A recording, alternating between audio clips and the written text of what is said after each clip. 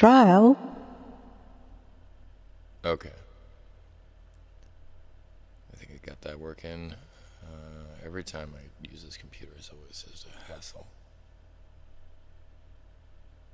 Okay. Okay, now I can hear myself. Here we go. Yo, what up, Livid Hippie? I don't know if I'm really going to be doing much like normal music practice today. I think I'm going to be working on just kind of, because I got my little chart set up over here on the wall. Been having a lot of fun learning different stuff with that. Like, so I just figured out, oh man, if I could just turn this to where you can see. Okay. So I've been practicing and working with my chart and everything, and then I found this is a really fun kind of little lick right here. It's, you know, you go D to D flat 7, and then use that finger as your root to, or not root, but because usually you do an A7 like this, and in order to get that 7 sound, you need that note back here. So move this up to a B, make it a B7. And it sounds really nice inside that kind of chord progression.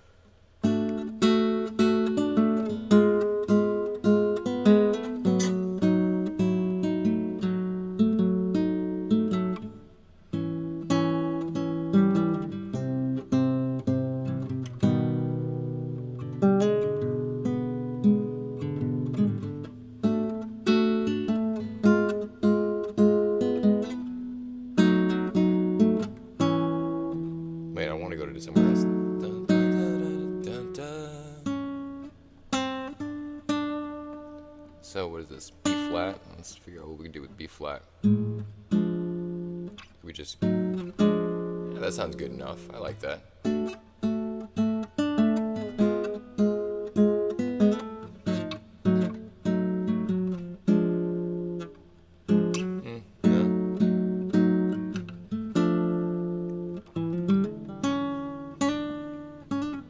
What's up, Shahar? Or Sahar? That's what a cool name.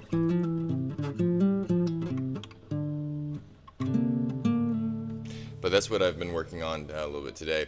So something that I also figured out last night while working on guitar. I'm going to move my computer back to where you can actually maybe see the. There we go. See the guitar neck. Been working on memorizing how I can jump up and down by an octave. So like say let's take C, or actually let's just take, we'll just do A. That little pattern right here repeats right up here too. And then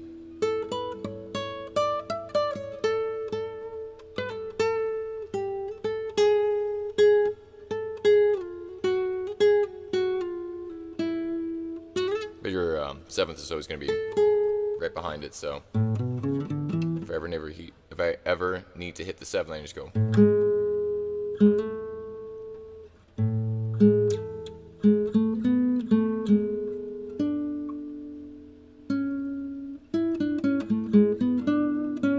But basically it's the same shape if I'm playing the major scale, so it's just that 1, boom, boom, boom, boom, boom.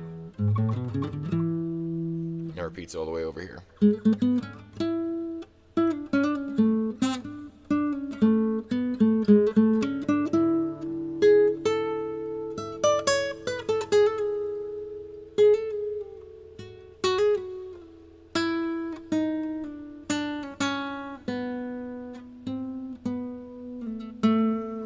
back to C. Oh, wait, is that C? Yeah, I always end up on C for some reason. I guess I just really like the key of C. Do a little C mixolydian, but I've been having a lot of fun using this chart, and especially now that I got it really modified to pretty much have everything you need to understand the guitar neck, at least in the key of C. I got that all set up. I'll show you all later. But what I did today is I took a metal marker and I went through and marked all the C positions.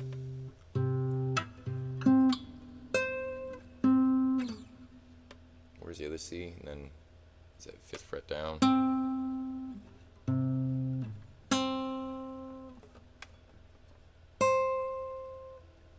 Yeah, but it's very helpful. I think that anybody that wants to get better at guitar or any instrument, just make a chart. Draw out your basic instrument layout and then put the notes right next to it. And color them in, because that really helps helps you understand the relationship between sounds. Because really sound is just, or music is colored sound.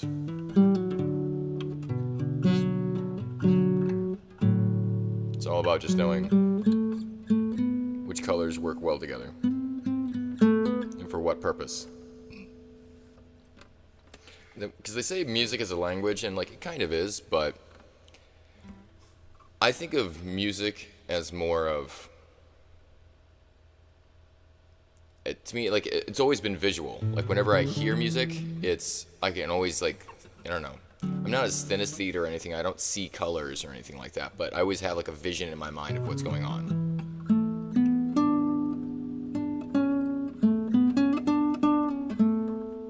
Because like, just like, so I have on my chart, I have it all colored out, and you can see that complementary colors are always next to each other that create beautiful sounds. Like, we'll go with E and A, which E is colored by yellow, and then A is covered with dark blue, or the sounding. That 5th sound is just beautiful. That's a complementary, if you're doing it by color, it's complementary. I would say, yeah, it describes, but to me, the way the language works, it's not the same.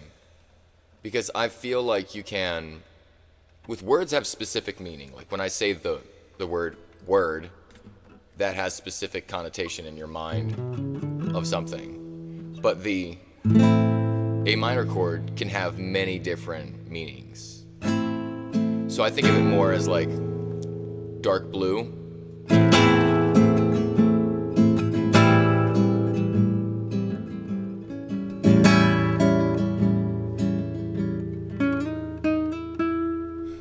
Yeah, I don't know why, but I think it's because of the way that music works with its relationships to ratios is very similar to how color theory works with its relationship to ratios as well. I think that's a better way of thinking of it, instead of like language, because language, you don't have to have ratio. I don't have to have symmetry of words. It helps to make them beautiful, but I don't have to have a symmetry of words for you to understand my meaning. Whereas I have to have a symmetry of color or sound if I want to get my meaning across through this. Like if I wanted to go, you know, that is kind of like an Andalusian kind of Spanish feel. But I can also change that by just going ground control to major tom. No longer, and it just puts on that 7 on there. That little bit of color changes it to something else.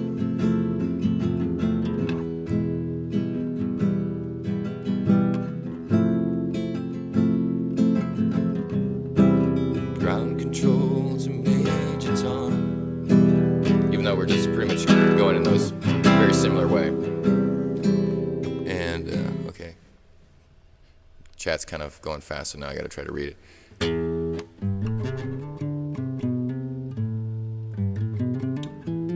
Yeah, totally. That's another thing, Green Lemon, I totally agree with. As much as you can learn all these patterns and the language of it or whatever, you know, it's really just a way to help you get your feel right, you know? Because I don't necessarily understand everything I'm doing on the guitar when I'm just going. But if I pay attention, I was like, oh yeah, that's, you know, a E7 or whatever, you know. But I don't have to think about it. It's really just there to inform my feel rather than to dictate my feel. And Glenn says, yeah, I think I see patterns more than anything else in music, especially in the guitar. Yes, totally, 100%. Like I was showing earlier, just the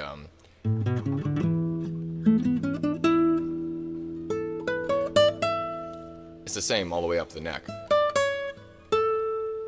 And once you just kind of get that figured out, it's a lot easier to solo, because then I can just go.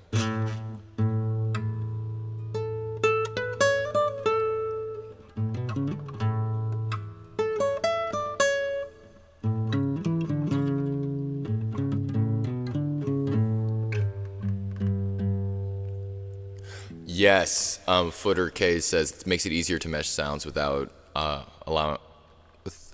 allowing music theory to get in the way. 100%. That's another thing that. So I think of it more as like a different type of music theory, because so on my chart I have, instead of writing out like C is, the relation to C and D is a second, I just put the colors next to each other so I can easily see the color relationship. Because it's not necessarily about the note itself, it's about understanding the feeling that comes from the interval. But also every interval it's got its inverse, so a second and the seventh are very similar, at least to me in sound. And ninths and seconds are pretty much the exact same thing. Thirds and sixths are very similar, but a sixth to me sounds more like a minor third. Like a minor third below the root. So if I'm playing C, it would sound more like a E flat to me. That's the way I kind of hear sixes. But then that would be what? Let me see, where's E flat is the six, and so that would be changing it to F sharp. There's no. Let me see. Oh, that'd be the key of A flat.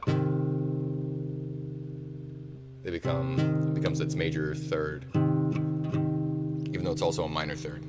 It's so weird how every sound has its inverse if you just think of it coming from a different direction. That's what I really love about the patterns of music. But I've just been having so much fun playing this little kind of.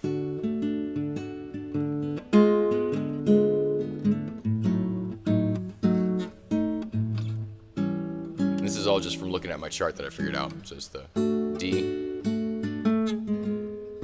going down to the diminished, or actually it's just a seventh, 7/7, I guess you could say, and then going from that down to its if we're in the key of D, yeah. So we're just going down from root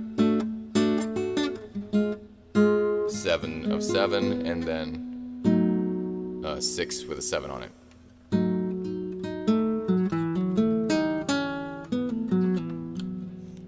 Yeah, I'm glad you could stop by, Green Lemon. Oops, sorry.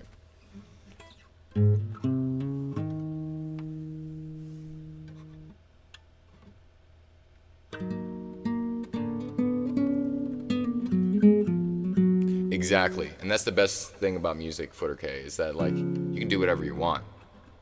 And people can analyze it afterwards. It's all about whether. I think the biggest thing in music is intention. Because if you intend to hit that kind of dissonant sound, it makes it useful. Because I can use that to go to resolve to the 1. But if I just linger on that, I can create some uneasiness, You were there, and then you were gone. That type of thing, make it sound sad or kind of unstable, lonely, who knows. I don't know if I'm a good dude. I'm just a dude that likes music. How did I learn that? So, as I tell any musician now that I've created my own charts, really, I'm gonna move this down so you can see a little bit more of me, because I'm narcissistic like that. But the main thing is start watching as much on YouTube as possible about music, and I'm not talking about just music theory. Just find stuff that sparks joy in you. Like for me, I really like learning about the blues and how that works and the origins. So I spent hours and hours just watching documentaries because it just interested me. The easiest way to learn is to love curiosity. Just love the subject of whatever you want to learn. And then that'll actually make it way easier to learn. Because if you don't want it, if you're just like, oh, I don't feel like actually learning the guitar. You don't love the guitar, then don't play it. Go do something else. Do something that you actually like doing. Exactly. One of the few advantages of being self-taught is that there's no one to tell you, you can't do that, like Glenn says. And 100%. And that's what, like, a lot of the greatest guitarists, they didn't know that you're not supposed to do certain things, and then they made a thing, their certain style. Like Wes Montgomery doing melodic lines with octaves, and just playing just with his thumb, just like he did a lot of stuff that other people were like, oh, you're not supposed to do that, it's improper. Who gives a shit? Like the way I play classical guitarists probably fucking hate me because I don't do anything like how you're supposed to. Oh my god, yeah, Wes is amazing. But if like he was taught by a classical guitarist, he might not have had that. He might have not have had that feel because he would have been, oh no, you need to learn the proper technique. Don't do it that way. You have to learn the way I do it. It's like, no, learn your own style. There's enough people playing the same crap anyways.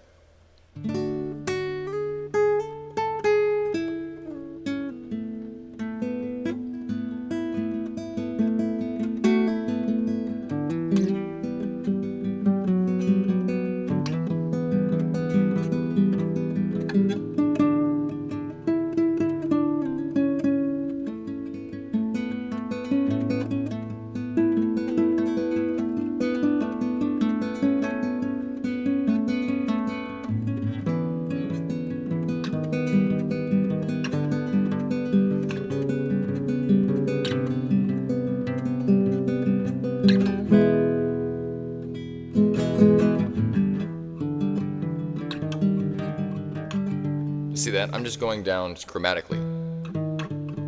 Where's the wrong note? It's all about intention.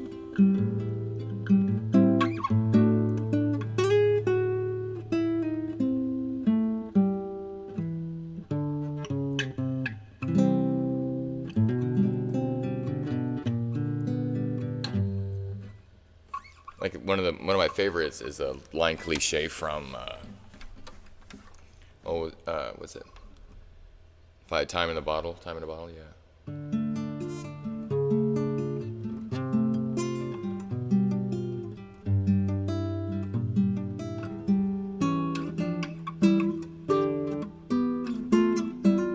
I need to practice that one more. Exactly. There, as Glenn says, Zappa once said that there is no wrong note. If you played it and you meant to play it, make it work.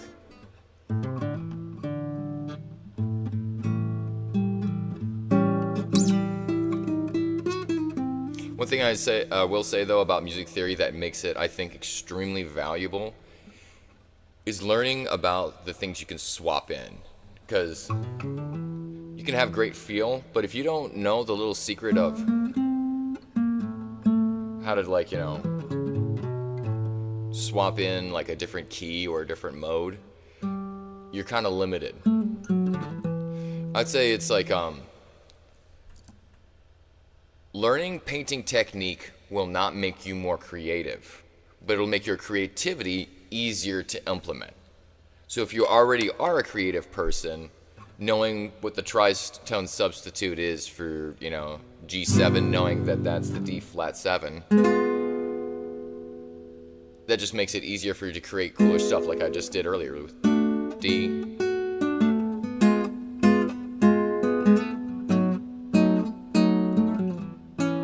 I wouldn't have been able to figure that out if I didn't know about the G7 tritone substitute.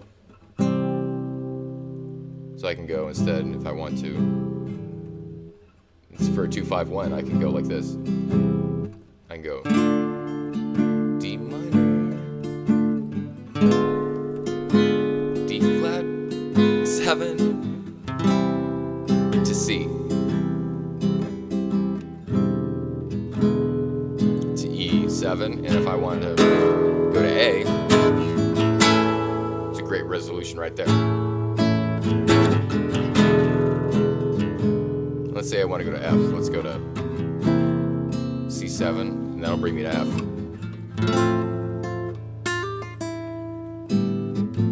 What can I go from F? Let's make this an F's major 7. The chart, see where that goes. And that can go to B flat. And now I'm on the completely other side of the circle of fifths, just by changing a few things. But I started with that 2-5-1.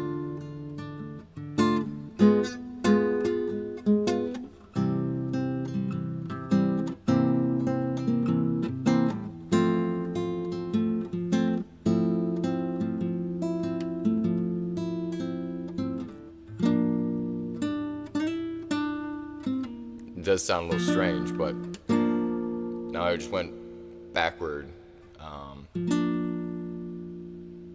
What would 10 be? I guess a minor third.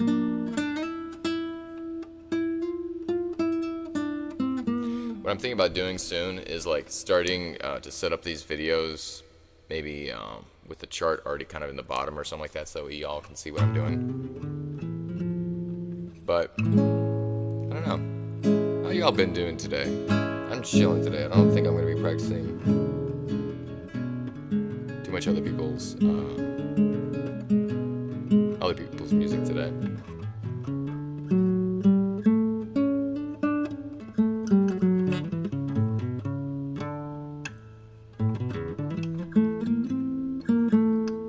Another thing I like really doing is starting in a major key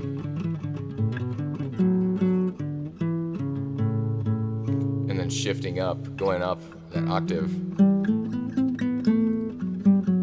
and turning it into a minor key.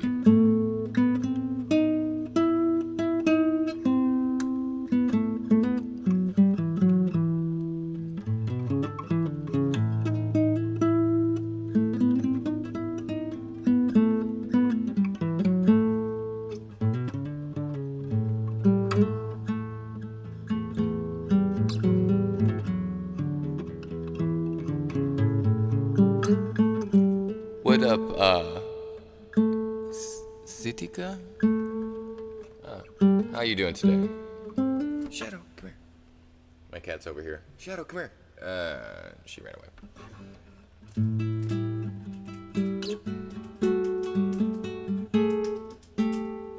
You can hear her scratching at the scratch post. Another thing hey! How would I say hello in Turkish? What language do you speak in Turkey? But something else I figured out was real fun was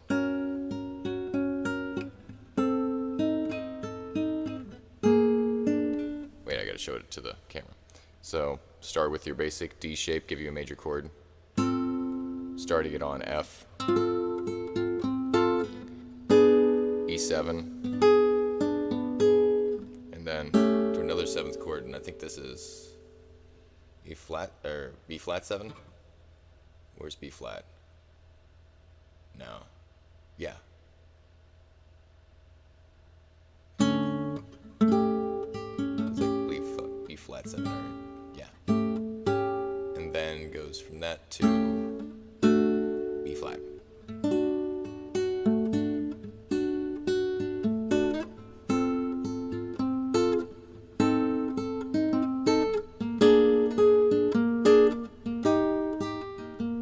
It gives you a nice little line cliche from.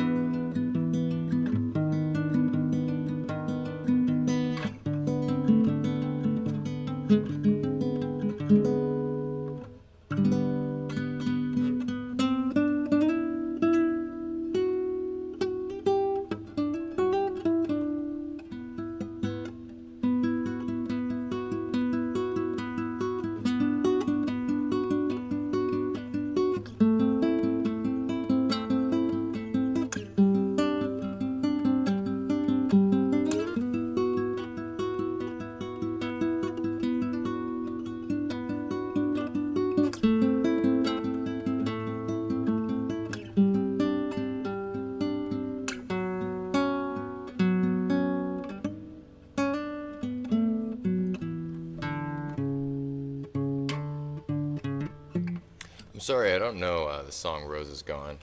I actually don't know a lot of music you'll find. I'm the thing that I'm kind of doing is I just want to learn how to play the guitar. I am just focused on learning and memorizing the guitar as much as possible, so that way if when my friends come over or I get to hang if someone that I know just happens to have a guitar or, ever jam with someone, I can just know what chords or just like if someone gives me a key, I should be able to play in it. That's essentially my goal. I don't really care about learning music, especially other people's music. I use it more as a way to practice or have some kind of form. But I've gotten to the point where now I'm kind of not needing it as much. And the stuff that's on like Ultimate Guitar and a lot of those songs are too simplistic, or at least the way that they're presented, the chords are not what I need at this point. So lately I've just been focusing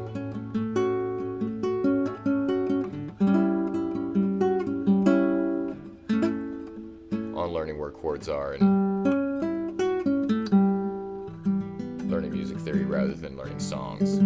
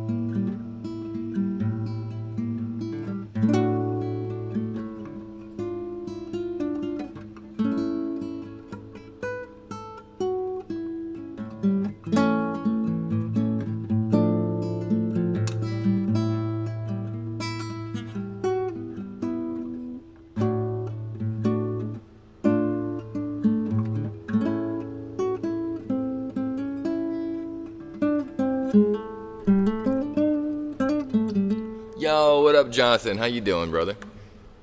You got a cold stomach at the gym? Oh yeah, hell man. Actually, yeah, working out is really good for your immune system. It feels like ass while you're sick, but helps your body, fight off stuff. Although, going to the gym, I think you're probably getting more people sick, but that's all right. Yeah, earlier I was talking to Jonathan about some of the stuff that I learned. So I updated the chart a little bit. I keep on thinking that I'm finished with it, and then I'm like, oh, something else just popped out to me while I'm staring at it. Hell yeah. That's a great idea, Jonathan. But, so what I did this time is I went through with a little silver marker, and I went through all the C notes. So that way I can see where they are. But the point wasn't necessarily to see where all the C notes are, or to learn how to play everything in the key C, but to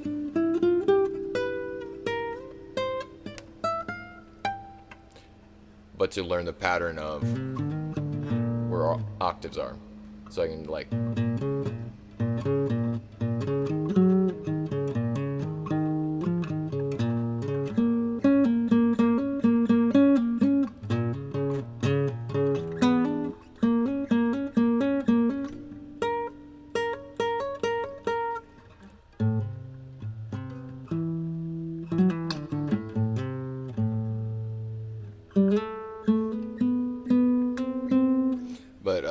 don't know if you're here for that, Jonathan, but I've been playing this a lot, but I'm gonna show you. I've been playing this little thing that I had fun with today. It's a D to D flat 7, so just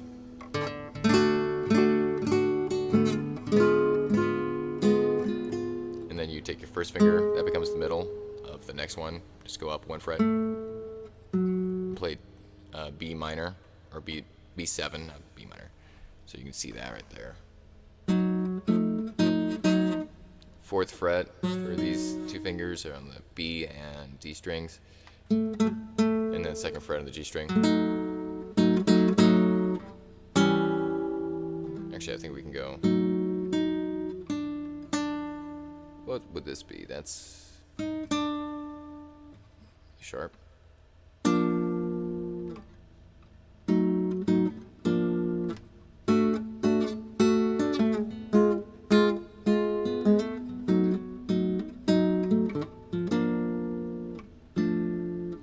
I don't know if that really fits. What does B7 resolve to? Look at the chart. To E. There we go.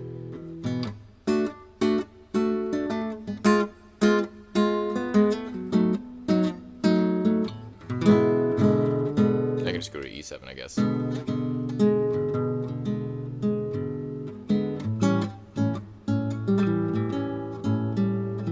Which brings me to the A7, which brings me back to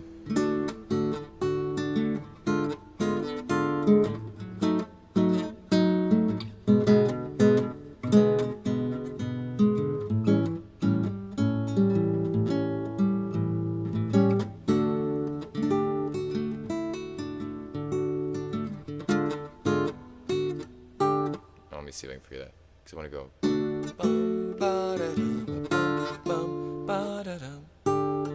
Yeah. How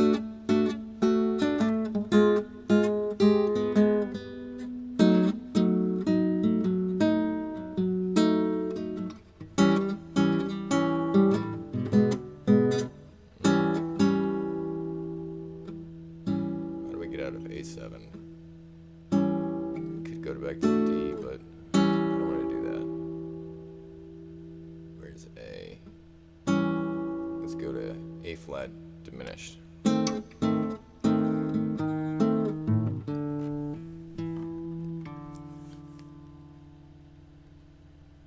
Yeah, dude, the chart has really helped, because now all I have to do is just like, oh, I have the D chord. Where do I go next? Well, I can just easily look at the chart and look for any orange color, and I'm like, oh, shit, turn that to a D7.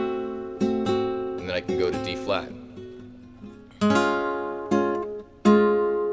Bingo. I love the 7th because you can use the 7 to go from any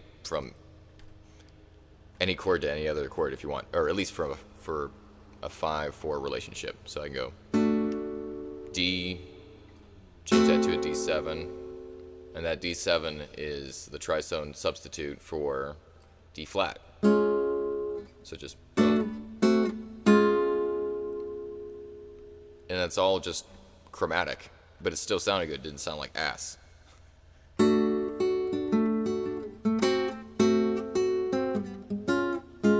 It's a good way to be able to kind of like change keys if I want to.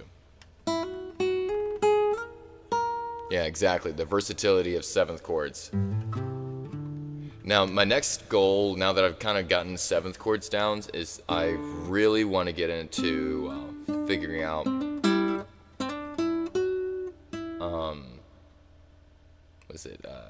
11s and 13s. Those are my next one. Just trying to figure out how to use those properly as ways to lead into other chords. But I know that the 7th is the leading tone, so that makes it easier.